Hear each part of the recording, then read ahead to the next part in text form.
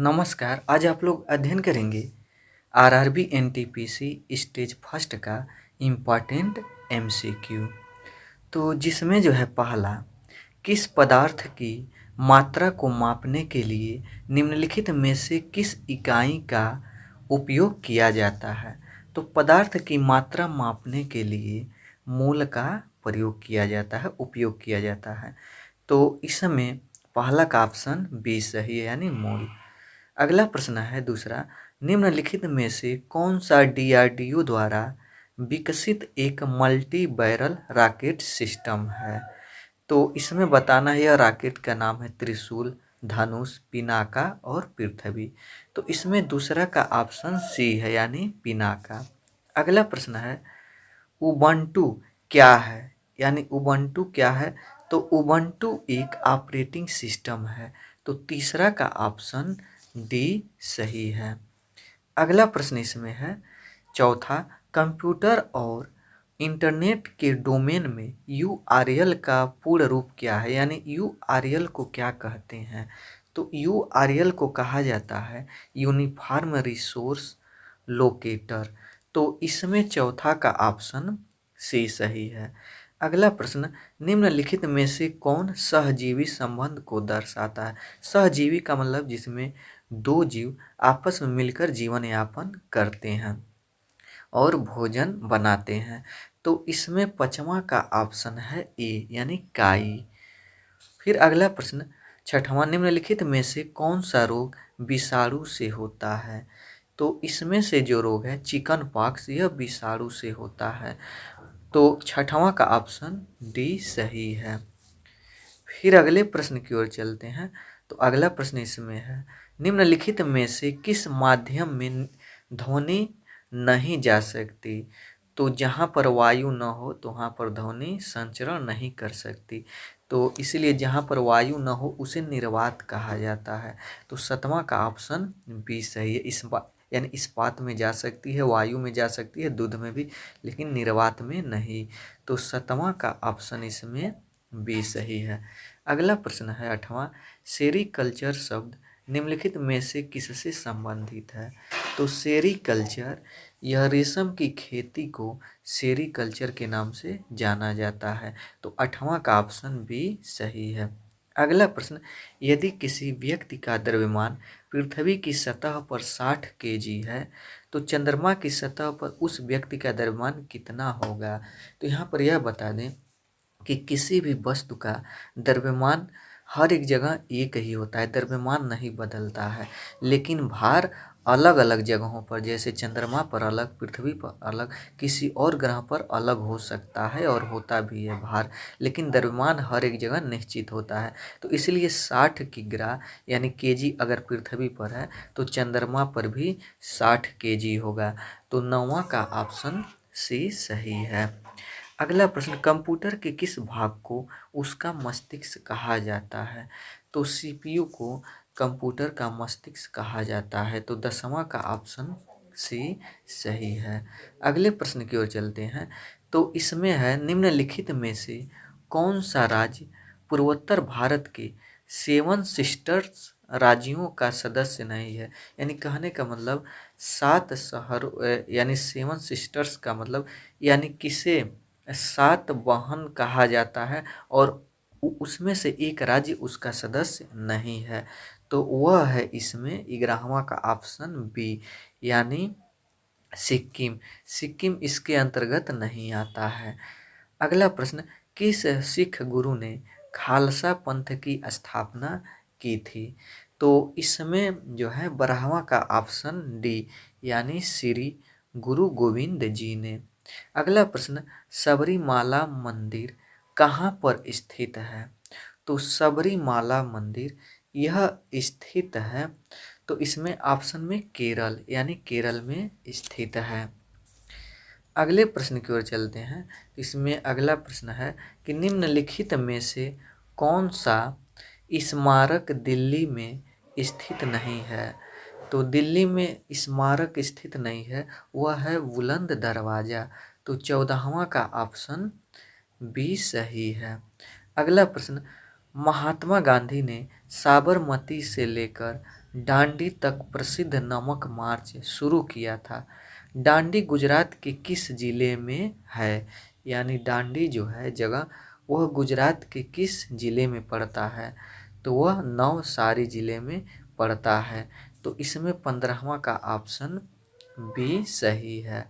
अगला प्रश्न है कि स्वराज मेरा जन्मसिद्ध अधिकार है और मैं इसे लेकर रहूँगा, यह कथन किसने कहा था?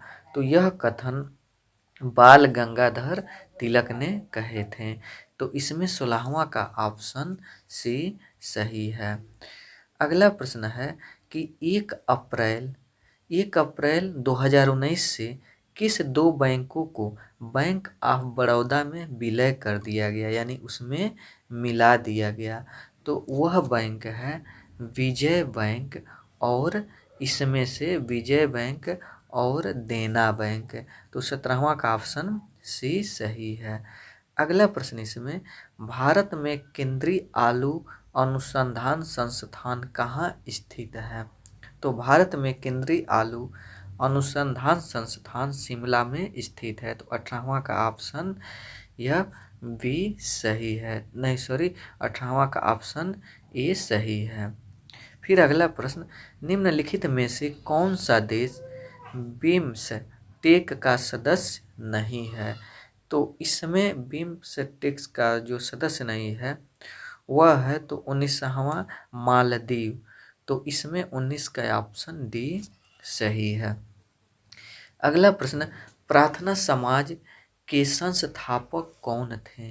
तो प्रार्थना समाज के संस्थापक वह आत्माराम पांडुरंग थे। तो इसमें 20वां का जो ऑप्शन है वह है आत्माराम पांडुरंग, यानी बी। अगला प्रश्न, इनमें से दक्षिण अमेरिका के कौन से दो देश स्थलरुद्ध हैं? तो इसमें ऑप्शन है इसका पराग्वे और बोलीविया। तो 21 का ऑप्शन ए सही है। अगला प्रश्न, किस भारतीय राज्य की मुख्य भूमि की तट रेखा सबसे लंबी है? यानी सबसे लंबी तट रेखा इसमें से वह गुजरात की है। तो इसमें 22 का ऑप्शन डी सही है। अगला प्रश्न, निम्नलिखित में से कौन सा दर्रा श्रीनगर और लेह को जोड़ता है? तो वह ऑप्शन है जोजिला दर्रा, यह श्रीनगर और लेह को जोड़ता है। फिर अगले प्रश्न की ओर चलते हैं। 24 प्रश्न है। तो इसमें महारत्न केंद्रीय सार्वजनिक क्षेत्रक उपक्रमों की सूची में निम्नलिखित में से कौन सी कंपनी शामिल है? यानी भारत में नवरत्न कंपनियां होती हैं, तो उसमें से यह कौन शामिल है? तो वह शामिल है कोल इंडिया लिमिटेड। तो 24 का ऑप्शन यह डी सही है। अगला प्रश्न, भारत के किन दो शहरों के बीच पहली semi high speed train Vande Bharat express चलती है? तो यह चलती है नई दिल्ली और वाराणसी जंक्शन तक। तो 25 का ऑप्शन डी सही है। अगला प्रश्न इसमें है कि चित्रकला की, यहाँ पर यानी चित्रकला की पटचित्र शैली निम्नलिखित में से किस राज्य की सबसे पुरानी और लोकप्रिय कला है? तो यह कला है उड़ीसा की। तो इसमें 26 का ऑप्शन ए सही है। अगला प्रश्न, निम्नलिखित में कौन भारत के सबसे युवा राष्ट्रपति थे? तो भारत के सबसे युवा राष्ट्रपति वह श्री नीलम संजीव रेड्डी थे। तो 27 का ऑप्शन ए सही है। अगला प्रश्न इसमें है, इंटरनेशनल कोर्ट ऑफ जस्टिस का हेड क्वार्टर कहाँ स्थित है? तो इसका हेड क्वार्टर यानी जो ऑफिस है, मेन ऑफिस है, वह है द हेग में। तो इसमें 28 का ऑप्शन डी सही है। अगला प्रश्न है कि गोबी मरुस्थल निम्नलिखित में से किस महाद्वीप में स्थित है? तो यह स्थित है एशिया महाद्वीप में। तो 29 का ऑप्शन डी सही है। अगला प्रश्न, राजतरंगिणी के लेखक कौन है? तो राजतरंगिणी के लेखक वह हैं कलहड़। तो 30 का ऑप्शन डी सही है।